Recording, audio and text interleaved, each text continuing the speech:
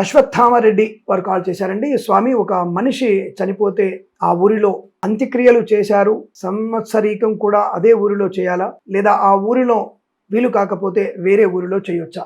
సంవత్సరీకాలకి అదే ఊళ్ళో చేయడానికి అవసరం లేదండి, అక్కడ చేయాల్సిన అవసరం ఏం లేదు, ఎక్కడైనా చేసుకోవచ్చు. శ్మశానంలో ద్వాదశ కర్మ చేస్తారు, అంటే 10వ రోజు వరకు చేస్తారు. అంటే అక్కడ 10వ రోజుకే ప్రేత యొక్క ఆ ప్రేత తృప్తి కొరకు చేసే పనులన్నీ దశాలు అయిపోతాయి. ఏకాదశంలో వీరి చనిపోయిన వారి తాత ముత్తాతల్ని ఏకోదిష్ట అంటే ఏకపిండంగా చేసి తాతగారికి ముత్తాత గారికి మోక్షాన్ని ప్రసాదించేది. అది 11వ రోజు అయిపోతుంది. 12వ రోజు నుంచి మాసికాదులు ద్వాదశ దిత కర్మ అంటే వారి యొక్క ప్రయాణం, అంటే ఈ ఆత్మ అనేటువంటి ప్రయాణం ఈ అంగుష్ట ప్రమాణంగా ఉంటూ ఈ నరకములకు వెళ్లకుండా మనం ప్రతి మాసము చేసేటువంటి మాసికాల వల్ల వారికి సంవత్సర విమోకం వల్ల వాళ్ళు నరకంలో కాకుండా మోక్షానికి పొందుకునేటువంటి ప్రయత్నంలో మాసికాలు సంవత్సర విమోక శ్రాద్ధం చేస్తాం.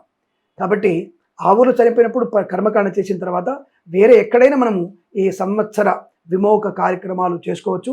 దానికి ఎటువంటి దోషం లేదు, శాస్త్రంలో స్పష్టంగా చెప్పబడింది. ఎక్కడ చేసినా ఇబ్బంది లేదు.